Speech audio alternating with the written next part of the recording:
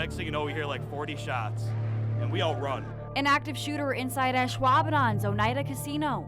We were literally all just done eating our food and brunch was gonna do their first dance. A wedding interrupted. The police have shot the suspect, so there's no threat to the public. 3 dead, 1 seriously injured. We seen the cops coming in and started hearing the shots getting fired off, and we just started running and getting out of there. Breaking news begins this Sunday morning edition of Good Day Wisconsin. Balanced news and severe weather coverage. This is Fox 11 News Good Day Wisconsin.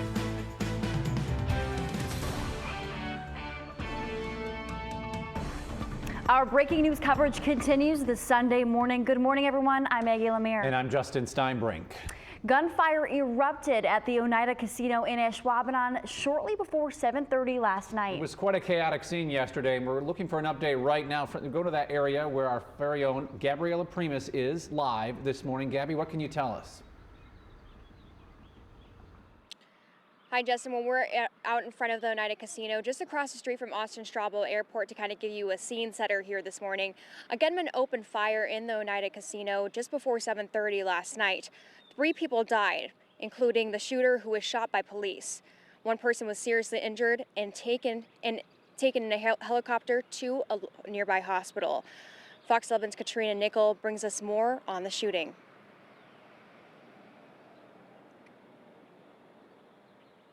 At 7:28 p.m., the call came in of an active shooter situation at the Oneida Casino in Ashwaubenon.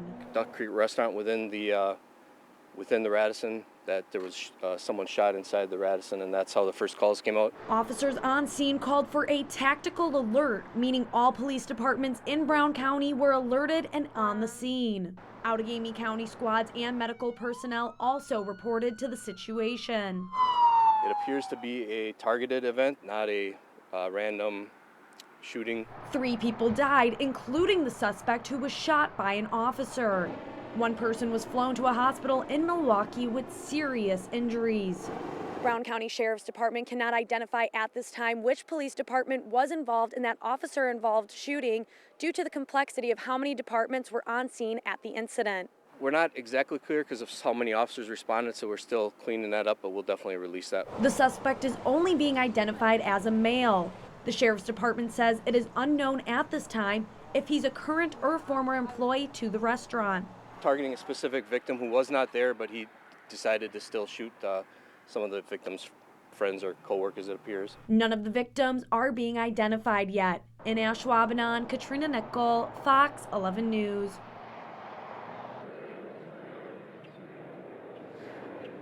As you heard, police are not identifying or announcing a motive at this time.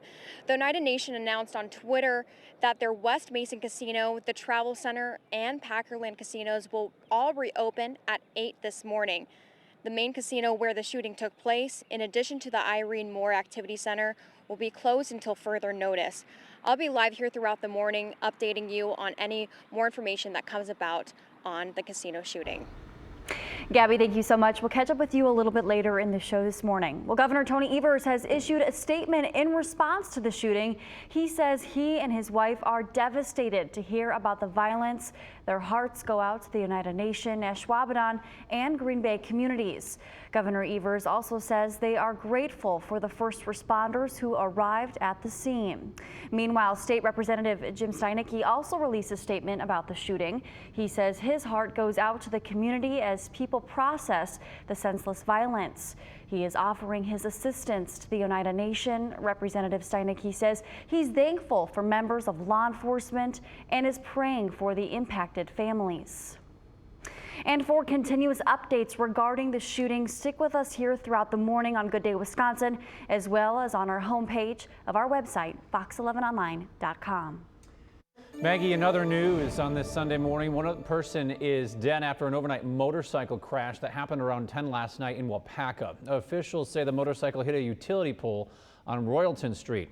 A 43-year-old man died. A woman the same age was flown to a hospital with life-threatening injuries.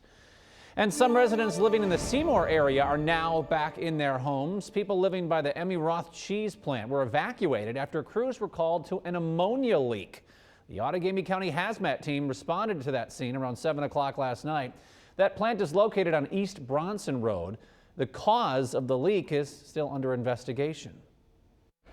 Opioid addiction has been on the rise across the nation. We are hearing firsthand how deadly of a problem it can be. Simone Jameson has our story. Recovering addicts Zachary Gibson and Levi Millington know the struggles of opioid addiction all too well. It led me down the road to cocaine and methamphetamine. It took my kids, took my home, took my wife, took my teeth. It took everything from me. A habit that for many progresses to abusing heroin and even fentanyl and carfentanil. I could spend $40, $50 on a gram or two and it would last me and it was more potent. I was working 2 jobs and selling drugs on the side just to operate in my addiction. A crisis Dr. Robert Barucki of Oneida, an addiction treatment center in Columbia, says staff is doing more to combat. There's a couple big pushes. One is to offer Narcan, the opioid overdose rescue drug, to people who are actively using. The other, he says, is medication-assisted treatment to put addicts on the road to recovery faster. According to Barucki, on average, opioid overdoses are killing 3 people a day in South Carolina. We use buprenorphine here. You can take it, not get high, and it effectively blocks use of opioids. And it blocks withdrawal and blocks cravings. This as they wait for more legislation that limits patient access to habit-forming drugs. Meanwhile, Zachary Gibson says there is hope for people who are struggling. You're never too old, too addicted to stop the behavior. Dr. Barucki says he has offered medication-assisted treatment to thousands of patients. He says it's most effective for people that stay in the program for more than a year. We are on Storm Watch here at Fox 11 as we go through your Sunday ahead, as we will be seeing some wet weather moving on in by the late hours of our day today. Here's what you need to know in regards to what's coming our way. We will see showers and thunderstorms by this evening and into tonight. The best chance for this rain is going to be south of Highway 29, the southern half of our viewing area. Some of the thunderstorms that form in the evening hours could contain some gusty winds and hail, so we'll be on the lookout for that late on the day, portion of our day here for our Sunday. Your forecast first actually has a bit of a quiet start. Some peaks of sunshine will be noted as we go through the morning hours, but clouds will be increasing by mid-afternoon, and that thunderstorm threat arrives as we go toward the dinner hour and beyond.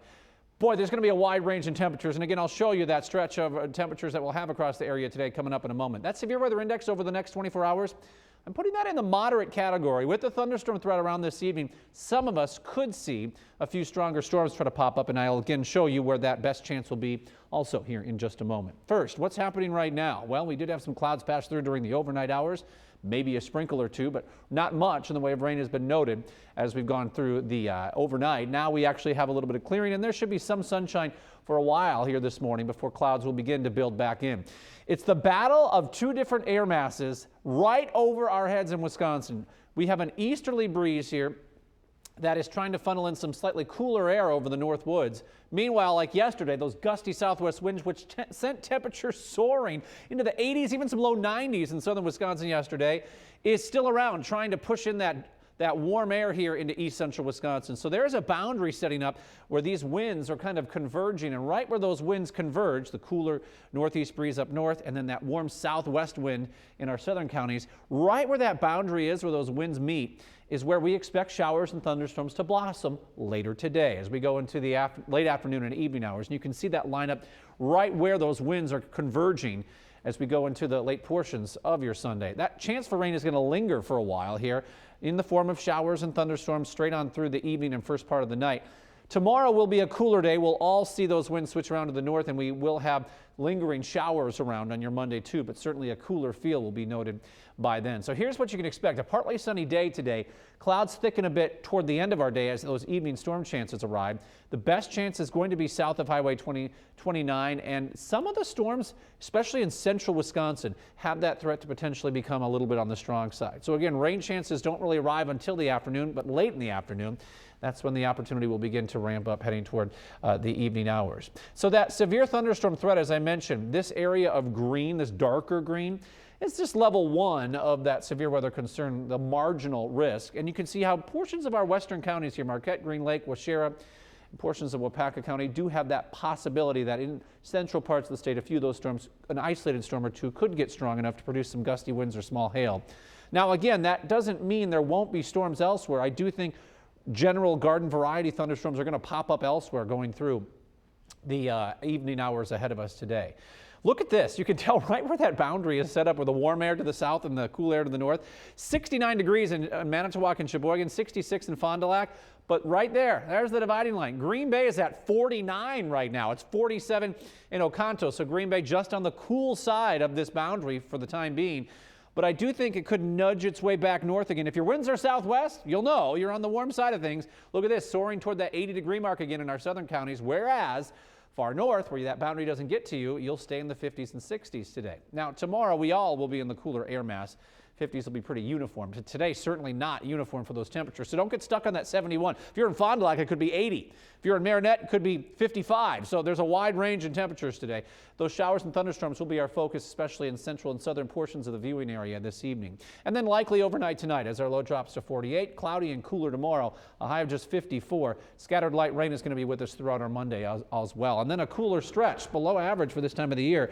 Normal highs of 61, and I see a lot of 50s for highs coming our way going through the rest of the work week to follow, although there will be some dry days and some sunshine to enjoy, especially late in the work week. Thank you, Justin. Well, one New England nursing home thought they were in the clear. Yeah, next, after nearly a year COVID-free, we'll show you how quickly it can all change for the worse. And a reminder,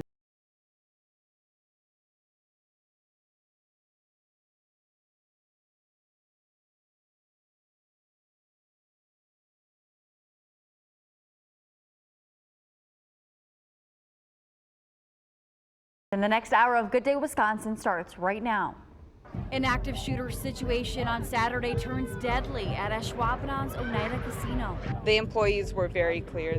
They said there's an active shooter, get up and go. 3 dead, including the shooter. And then we saw several more tables start rushing out, and there was actually 2 employees behind them, ushering everybody out. Prompting people to flee for an exit strategy. Literally parking their cars, rushing out with guns ready to go. Our breaking news coverage continues into the 7 o'clock hour of Good Day Wisconsin. Balanced news and severe weather coverage. This is Fox 11 News Good Day Wisconsin. A breaking news update this morning on a deadly Ashwaubenon shooting that left 3 people dead and 1 person seriously injured. Our very own Fox 11's Gabriela Primus joining us live from the scene this morning with the latest. Good morning, Gabby. Good morning, Maggie. Well, I'm joined by DeHassy Hill. He is the chairman for the Oneida Nation. Thanks for joining us this morning. Let's first talk a little bit about what's going on with the investigation and what you know so far. Yes, thank you. This morning I can't really answer a whole lot about the investigation. Currently, DCI and the FBI are in the process of doing all those investigations, so they will be reporting on the investigation itself. A firearm was brought into the building last night here in the Duck Creek kitchen in the Radisson attached to the casino. What's the casino's stance on firearms in the building? Was the gun allowed in the first place? No firearms are allowed in any of our tribal properties. There's tribal law for that reason. And what's next with the Oneida Nation? Will any policy change or laws be enacted? Yeah, I think that's all part of the evaluation of this situation and trying to make sure, once we get the final reports on to what the details are, I guess, to see if there's any additional action we can take. If someone's going to break the law, they're going to break the law. Regardless of how many put in place, but trying to make sure that we maintain the safety of our community and our employees and our patrons is the utmost importance. And how did you find out? What were your first thoughts when you found out there was a shooter in the casino in the building? I guess I was in disbelief that this situation happened here on at one of our properties, and it was scary to know that there was possibly bodily injury. At the first notification didn't know any details other than there was an active shooter and just kind of got put on notice that there was a situation going on. And there are a couple other locations closed right now. When will the locations reopen? Our main casino property and the IMAC, the bingo hall here, it's on the same property, are closed until further notice, essentially. But the other gaming outlets and retail outlets will be opening up this morning. And what's next for the casino, especially with the Oneida Nation? Yeah, it's really tough once we get the final evaluations and reports to figure out how we can move forward from this. And again, it's really making sure we're reaching out to our employees and our patrons to make sure they have the proper counseling should they need it and want it. So that's a major task happening this morning. And what about describing the impact the situation has taken on the entire Oneida Nation community, especially for people who might be regulars and come here pretty often to this location? Yeah, I really think it was very important that, I think the multi-jurisdictional police response that we did get very, very quickly from, the county to, all the local police stations and municipalities. So I really like to thank them and the first responders for getting here so quickly and getting the situation under control, and for our staff and management to make sure they're, got policies in place. This is kind of a regular thing in this country, so that they were able to enact those policies as quickly as possible and get everyone to safety. And one more question with security, does the casino plan to kind of ramp up security here in the future? Again, that's something that we'll probably have to wait on to see exactly what the situation was. But we do have ample security on most of our gaming areas, and this didn't happen in a gaming area, so that's one thing that we'll have to look into consideration is additional security for other non-gaming properties. Thank you, Dehesi Hill. He is the Oneida Nation chairman. And again, like he said, this happened in the Duck Creek Kitchen in the Radisson Hotel attached to the casino. And we'll be updating you all morning long here on Good Day Wisconsin. So stay with us and also check out our website, fox11online.com. Gabby, thank you so much. The Oneida Casino tweeted that its West Mason, Packerland, and Travel Center locations will open this morning in about 55 minutes at 8 o'clock. The main airport and IMAC main casino locations, they'll be closed until further notice. Governor Tony Evers is reacting to the news right now. Evers released a statement on the shooting saying he and his wife Kathy are devastated to hear about the shooting. He says their hearts, thoughts, and support go out to the Oneida Nation, the Ashwaubenon and Green Bay communities, and all those affected by this tragedy. The governor says while he waits for more information, he hopes and prays that those who were injured will recover, and that he's grateful for the first responders who quickly responded to the situation. State Assembly Majority Leader Jim Steineke of Kaukauna released a statement saying, as our neighbors reel from senseless violence here in Northeast Wisconsin, his heart goes out to the community. He says he's reached out to Oneida Nation chairman, who you just heard from there, Dehesi Hill, and offered his assistance to help support the Oneida Nation during this difficult time. Steineke says he's incredibly thankful for the swift action of our law enforcement, who were able to apprehend the shooter quickly, and he offers his prayers to the impacted families as we await more information. You can stay with Fox 11 on air and online, as well as through our social media pages. We will bring you the latest developments as they become available.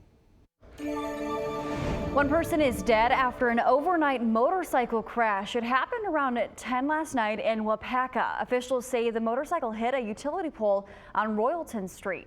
A 43-year-old man died. A woman the same age was flown to a hospital with life-threatening injuries. Crews are now investigating the cause of an ammonia leak at a business in Seymour. Outagamie County emergency management officials say fire crews responded to the Emmy Roth cheese plant. When they got there, they noticed signs of anhydrous ammonia was released. Residents in the area nearby were evacuated and returned home just after 11 p.m. Good Shepherd Nursing Home was also notified and residents were secured. Turning our coverage to the coronavirus pandemic, the United States is making progress in vaccinating Americans. The CDC says more than 103 million Americans are fully vaccinated. At least 146 million Americans have received one dose. The vaccination milestone means that nearly 40% of adults have received a shot. Dr. Anthony Fauci says the U.S., though, will not reach herd immunity until 70 to 85% of the population is vaccinated. The question on the minds of some is, will the country fully reopen before the 4th of July? Paulo Sandoval explains why one health official says the worst is behind us. Throughout much of the country, Americans are seeing signs that the light at the end of the tunnel draws near. Just over 4 months since the first public COVID-19 vaccines went into arms, the U.S. crossed a major milestone Friday with 100 million Americans fully vaccinated. That may be less than a third of the U.S. population, but it's enough for a chance at more post-pandemic normalcy. Thank you so much. Disneyland is open again this weekend for the first time in over a year at 25% capacity and to California residents only. The color-clad crowds are back for this year's Kentucky Derby, though masks are a must. And with a July 1st full reopening on the horizon for New York City, indoor dining there is increasing to 75% next Friday. Our healthcare team worked to determine what was the date that we could do it the right way. They believe in July 1st. I believe in July 1st. We're on track to get 5 million New Yorkers vaccinated by July 1st. It's the right moment to make this move. Across the country, the state of Oregon moving forward with plans to fully open its economy by the end of June. Though with the average number of new COVID cases there at their highest point since January, the governor says the state of emergency will stay in place until then. But overall, it seems the worst of the pandemic may be behind us here in the U.S., says Dr. Ashish Jha. Certainly, we are headed in the right direction. Infections are falling. Vaccinations have to continue. I think we're going to have a really good summer, but we've got to just be a little bit more careful against the big stuff right now. The travel industry already bracing for a massive surge in summer travel as vaccinated Americans regain confidence to hit the road. TSA numbers showing a steady increase in recent weeks. We expect passenger volume to rise significantly throughout the summer, Memorial Day being the official kickoff of summer travel season. However, vaccine hesitancy remains a challenge. While the average number of COVID-19 deaths are at their lowest in months, the number of daily vaccinations administered dropped to 2.6 million. We are on Storm Watch here at Fox 11 as we are threatened with thunderstorms as we go through the evening hours ahead of us here on our Sunday. This is what you need to know. We will see showers and thunderstorms arrive by the time we reach the dinner hour and into the first half of the night.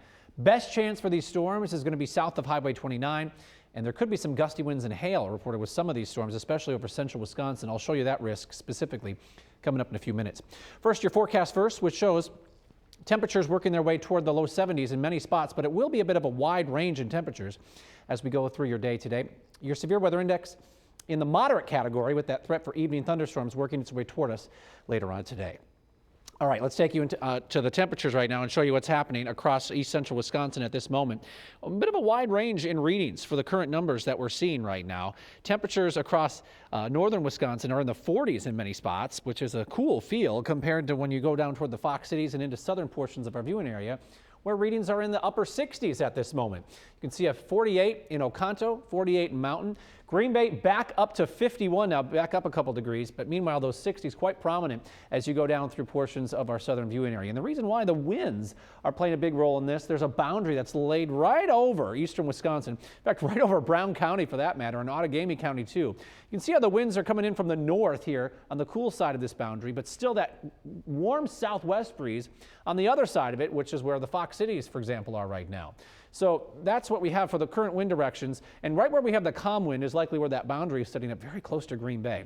But southwest winds on the south side of that keeping you quite warm, and it will be a warm day again from Appleton, Oshkosh down toward Fond du Lac, near 80 degrees for a high. Meanwhile, you go further north, 50s and 60s are going to be a lot more prominent there. Now that boundary, or where the winds converge from two different directions like that, well, the winds can't just dig a hole into the ground. It's got to go somewhere. So those winds hit each other and they go up. That rising motion is what's going to help produce thunderstorms later today. You'll notice that once we get into the mid to late afternoon hours, we see those thunderstorms bubbling up near that boundary during the dinner hour time frame, and it lingers into the first part of the night in the form of these showers and thunderstorms that will be with us all the way toward morning. Some lingering leftover rain will also be noticed on Monday, but that'll be just in the form of cooler rain showers by then. So here's what you can expect. A partly sunny day today.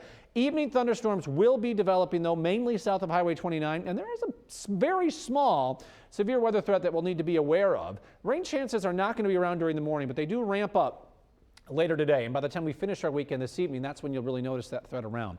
Here you can see from the Storm Prediction Center where that severe thunderstorm threat will be today. This darker green coloring indicates there could be an isolated storm or two that produce gusty winds or small hail. This is mainly west of our viewing area, but it does encompass portions of central Wisconsin back toward Waushara County, Green Lake and Marquette counties too. The rest of us have a shot at just general thunderstorms, but the opportunity for severe weather is likely less. So for today, we'll call it partly sunny. Don't get too hung up on that 71. If you're in Marinette, it's going to be in the 50s. If you're in Fond du Lac, you could hit 80. Wide range north to south in those temperatures today. And here comes the threat for thunderstorms late by evening and lingers into the overnight hours tonight. 48 will be our low. A more uniform day temperature-wise tomorrow with readings all over. Will be cooler with those low to mid 50s expected. Cloudy skies and scattered just plain rain anticipated during the day on Monday. And then we stay cool as we go through the work week. You'll notice those high temperatures only in the 50s going through the entire work week ahead. Normal high now here into early May is a 61, so we're falling short of that going through the next week's worth of time once we get past today. That's a look at your most accurate forecast. Stay with us. Good Day Wisconsin's coming right back.